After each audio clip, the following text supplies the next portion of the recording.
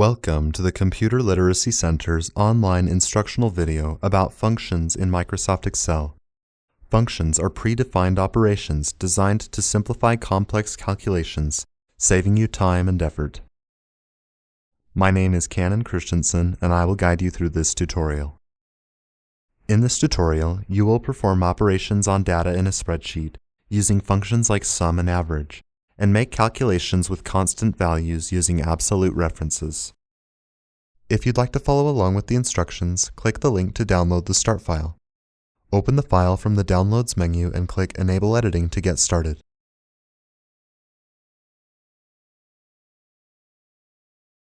In Excel, functions follow a syntax that starts with an equal sign, the function name, and arguments in parentheses. To see how a function works, select cell N2 in the spreadsheet and type an equal sign followed by the word sum. Excel displays a pop-up menu with different functions to choose from, along with an explanation of what each function does. In this case, you will use the sum function to add multiple values together. With the function highlighted, press the Tab key to insert it, which adds an opening parenthesis. Select the food cell for January, type a comma, and select the food cell for February. Press Enter to calculate the sum of the two values. In cell N2, it now shows a total of $768.68 for food expenses during January and February. Select the cell again, and notice how it shows the function in the formula bar, with cells B2 and C2 being referenced. You can also select many cells or an entire row or column to add together. Select cell N2 again, and press the backspace key to remove the function. Type the sum function again. This time, click the January food cell and hold down, then drag the cursor over to the December cell to select all the cells in the food column. Press Enter, and Excel calculates the total food expenses for the year to be $4,743.19. Since you already wrote a sum function, you can just copy and paste it to calculate the other totals for categories such as gas and rent. This will only work if the data to be added together is in a row with the same number of columns as the first row. To do this, click on cell N2 and press Ctrl+C. Then click on cell N3 and press Ctrl+V to paste the function. This gives the total for the amount spent on gas. An even simpler method is to use autofill to copy formulas quickly. To do this, select cell N3, then hover your cursor over the fill handle in the bottom right corner until the cursor changes to a plus sign.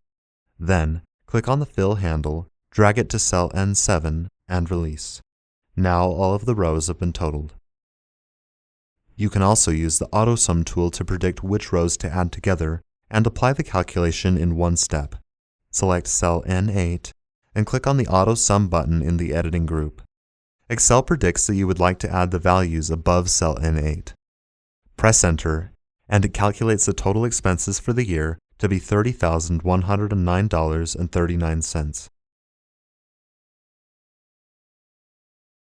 In addition to typing a function with the equals sign, you can also insert functions using the Formulas tab.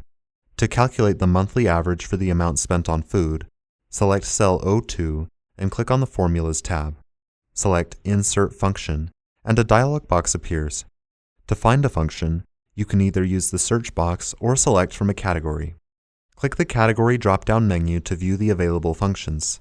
Select the Statistical category, select the Average function, and click OK. Excel inserts the function into cell O2 and displays the Function Arguments dialog box. This lets you choose which cells you want to average. To do this, remove the values currently in the number 1 field. Then click and hold on the January food cell, drag the cursor over to the December food cell, and click OK. It calculates the monthly average for food to be $395.27. To calculate the average for the other expenses, click and drag the fill handle to cell O7. The sum and average functions are two of the many functions available in Excel's function library. Feel free to explore the other available functions.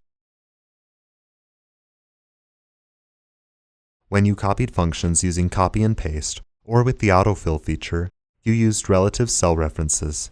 This means that the cells being referenced by the function change when the function is moved into new cells. Now you will practice working with both relative and absolute cell references. In the first small table on the left, there are two number columns and a total column. To add the two numbers in each column together, click on cell D12 and type an equals sign. Then select the number 46 in the number 1 column, type a plus sign, and select 22 in the number 2 column. Press Enter to calculate the total. Instead of repeating this process for all the numbers, you can use the autofill tool. Click on cell D12 and drag the handle down to cell D17, and the totals are calculated. To understand what is happening, double-click on cell D14. In the cells and in the formula bar, the formula is adding cells B14 and C14. When you drag the handle to extend the function to the other cells, the cell references also move down. Now you will use absolute cell references. When using absolute cell references, the same cells will be referenced no matter where the formula is used in the spreadsheet. To practice, you will add 25 to each number in the absolute cell references table. Start by using the same process you used before. Type an equals sign in cell G12, select the number 46, type a plus sign, and then select the number 25 in cell J11. Press Enter and it displays the expected value of 71. Now use the fill handle to extend these calculations down to cell G17. All the totals, except the first, are the same as the first number. Why is that? To investigate, double-click on cell G13. The formula currently uses the number 15, but references cell J12, which is empty. This happens because you are still using relative cell references, which shift when you extend the calculation.